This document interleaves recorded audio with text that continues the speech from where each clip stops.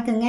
இன்றைக்கி நான் வந்து குழந்தைங்களுக்கு ரொம்ப பிடிச்சமான பச்சரிசி மாவு வச்சு கறக்கு மறக்குன்னு கிறிஸ்பியான ஒரு சிப்ஸ் தான் நான் செய்ய போகிறேன். நான் எப்படி செய்யணும்னு உங்களுக்கு செஞ்சு காமிக்கிறேன். வாங்க வீடியோக்குள்ளே போகலாம்.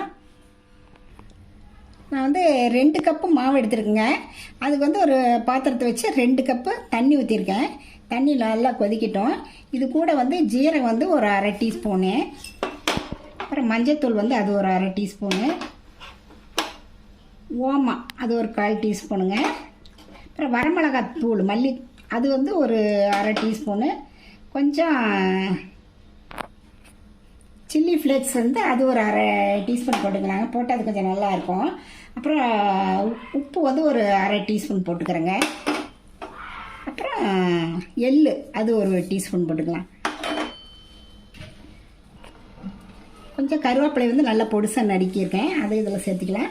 மல்லி இலையை கொஞ்சம் போட்டுருக்கேன், இதையும் அது கூட சேர்த்துக்கலாம். தண்ணி கொதிக்கிட்டுங்க.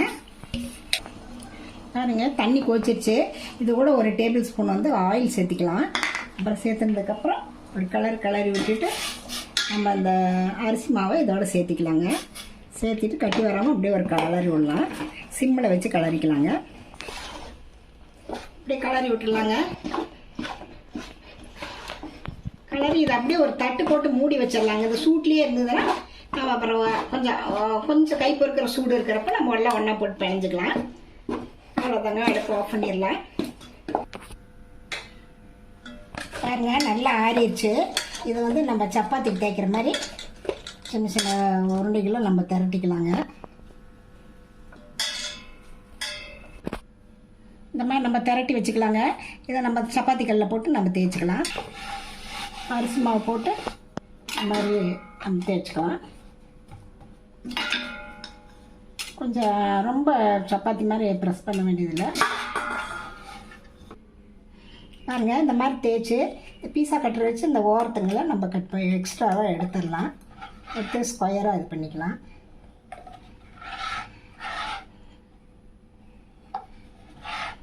எக்ஸ்ட்ராவாக இருக்கிறத எடுத்துடலாங்க. ஸ்கொயராக எந்த இல்லைன்னா வந்து டைமண்ட் ஷேப் எந்த ஷேப்பில் வேணாலும் கட் பண்ணிக்கலாம். நான் டைமண்ட் ஷேப்பில் கட் பண்ணுறேங்க.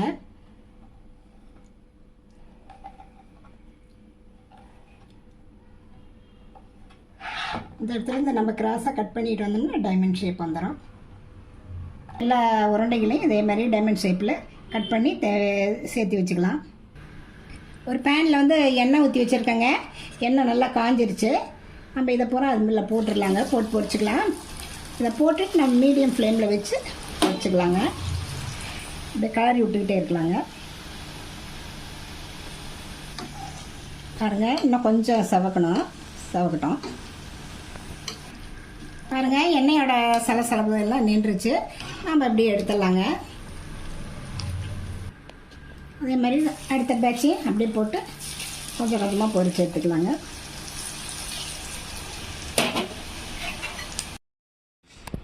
பாருங்கள் எல்லாத்தையும் பொரிச்சு எடுத்துட்டேன். எப்படி இருக்குன்னு பாருங்கள். ரொம்ப கிறிஸ்பியாகவும் டேஸ்ட்டாகவும் இருக்குது. நம்ம இந்த மைதா மாவு இந்த மாதிரி இதில் செஞ்சு கொடுக்கறதுக்கு நம்ம அரிசி மாவு வச்சு குழந்தைங்க ஸ்கூல் விட்டு வரதுக்குள்ளே நம்ம செஞ்சு வச்சிட்டோம்னா அதுக்கு விரும்பி சாப்பிடுவாங்க. மாவு எப்பவும் பச்சரிசி மாவு இருந்ததுன்னா உடனே நம்ம செஞ்சுக்கலாம். அது மாதிரி நீங்களும் இது மாதிரி ட்ரை பண்ணி பார்த்துட்டு எப்படி இருக்குன்னு ரதியா சமையலுக்கு சப்ஸ்கிரைப் பண்ணுங்கள், லைக் பண்ணுங்கள், ஷேர் பண்ணுங்கள். அடுத்த வீடியோவில் வேறு ரெசிபியோடு சந்திக்கிறேன். வணக்கங்க.